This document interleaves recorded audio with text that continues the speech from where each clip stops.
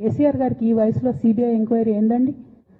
రేపటి నుంచి ఏం మాట్లాడతారు? సిబిఐ ఎంక్వైరీ వస్తే ఏం మాట్లాడతారు? కేసీఆర్ అంటే సిబిఐ కేసు అంటారు. మా నాన్న పరువు పోతే నాకా బాధ మీకా? ఇక కేసీఆర్ గారి మీద సిబిఐ కేసు వేసేటటువంటి స్థాయికి వచ్చినాక ఏం పార్టీ ఉంటేంది పోతేంది. పెద్ద సార్ దగ్గరికి వచ్చినాక ఇక కాంప్రమైజ్ అయ్యేది ఏం లేదు. ఘోష్ కమిషన్ వేసిన రోజే నేను చెప్పిన ఎందుకు రియాక్ట్ కాలేదు పార్టీ అని అడిగిన ఆ రోజునే.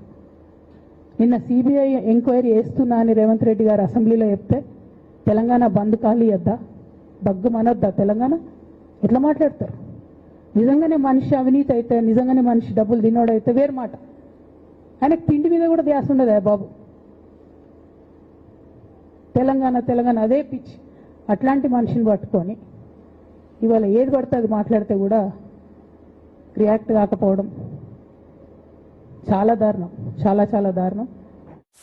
సేమ్ థింగ్ నిన్న కేసీఆర్ గారిని ఫోన్ ట్యాపింగ్ పిలిచిన తర్వాత కూడా మళ్ళా వర్కింగ్ ప్రెసిడెంట్ కేటీఆర్ గారు మాట్లాడుతూ అనేకమైన అంశాలు చెప్పారు. విచారణకు పిలవడం నేరము ఘోరము అన్నట్టుగా మాట్లాడినారు.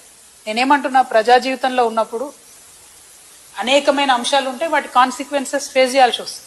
సో ట్రాన్స్పరెంట్గా విచారణ కొనసాగడానికి అందరం కూడా సహకరించి ఈ అంశాన్ని ఎంత తొందర క్లోజ్ చేస్తే అంత మంచిది. అసలు మమ్మల్ని విచారణకే పిలవద్దు అన్నట్టు మాట్లాడుతున్నాం. అసలు ఆ సిచ్యువేషన్ ఎందుకు వచ్చింది? ఇన్ని రోజులు పిలవలేదు కదా కేసీఆర్ గారిని విచారణకు. ఇప్పుడు ఆ సిచ్యువేషన్ వచ్చింది కదా. ఆ సిచ్యువేషన్ ఎందుకు వచ్చిందో ఇప్పటికన్నా అంతర్గతంగా వాళ్ళు పరిశీలన చేసుకోవాలి. ఒకటి.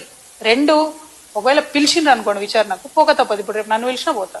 నన్ను కూడా అప్పుడు ఈడీ సిబిఐ పిలిస్తే పోతే కదా. నేను చేసినా నేరం చేయలేదా అనేటటువంటిది నేను చేయలేదని నా మనసుకు తెలుసు, కానీ అది ప్రూవ్ అవ్వాలి కదా. ఇప్పుడు కూడా అదే జరుగుతుంది. సో చట్టానికి అందరం కూడా సహకరించాలి. పిలిచినప్పుడు పోతుంది. కాకపోతే ఆ యొక్క ఆలోచన విధానం ఏదైతే ఉన్నదో అందులో మార్పు రానంత కాలం బీఆర్ఎస్ పార్టీని మాత్రం ఎవడు కూడా బాగు చేయలేదు.